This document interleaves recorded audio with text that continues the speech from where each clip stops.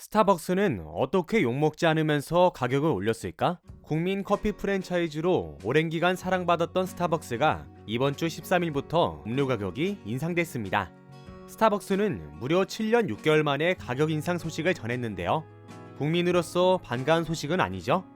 스타벅스 코리아는 아메리카노와 카페라떼, 카푸치노 등 음료 23종에 400원 인상을 한다고 밝혔습니다.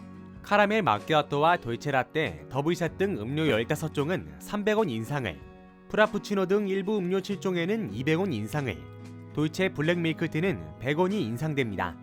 이제 스타벅스 톨사이즈 아메리카노는 4,100원에서 4,500원에 먹게 됐습니다.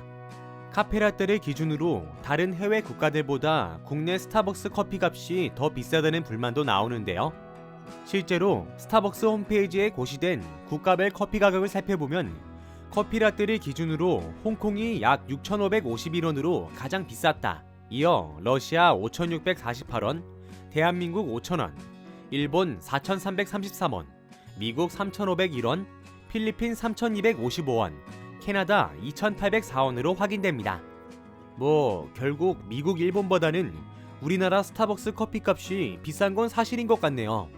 스타벅스는 가격 인상에 대해 원두 원재료 값이 오르고 코로나19로 인해 국제 물류비가 상승하면서 불가피하게 가격을 인상했다고 설명했습니다.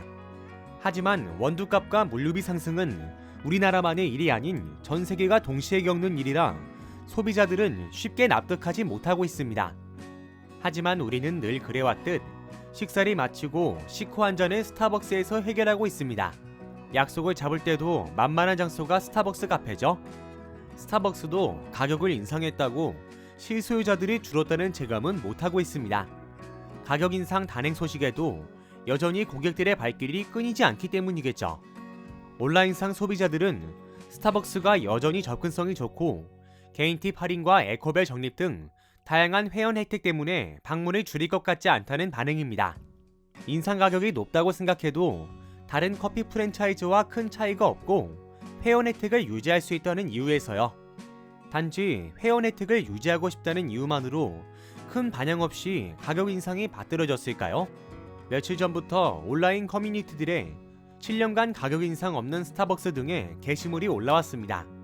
국내 개인 카페도 아메리카노 한 잔에 5,000원을 넘게 박는 시국 속에도 스타벅스가 꾸준히 4,000원 커피 판매를 해왔다는 내용들이 담겨 있었는데요.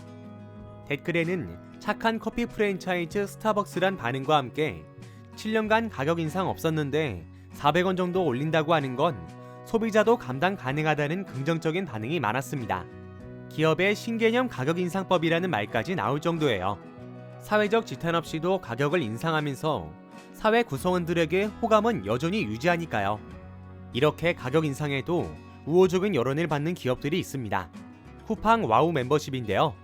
월 5,000원에 쿠팡 로켓 배송 서비스와 OTT 서비스를 동시에 이용할 수 있다는 이점을 살렸는데요. 소비자들은 유료 멤버십 가격이 2,000원 올랐지만 제공받는 서비스의 가치가 더 높다고 평가해 결과적으로 고객 저항이 낮아진 것입니다. 라면 업계에서도 라면 가격 인상 자체엔 부정적인 여론이었지만 농심과 오뚜기 업체에 한해서는 긍정적인 여론이 많았습니다. 가격 인상에도 긍정적인 여론이 뒤따른 것은 농심과 오뚜기가 오랜 시간 시장을 대표하기 때문에 어려운 시기에도 소비자와 고통을 나눠준 기업을 기억하기 때문이라는 분석이 많았습니다.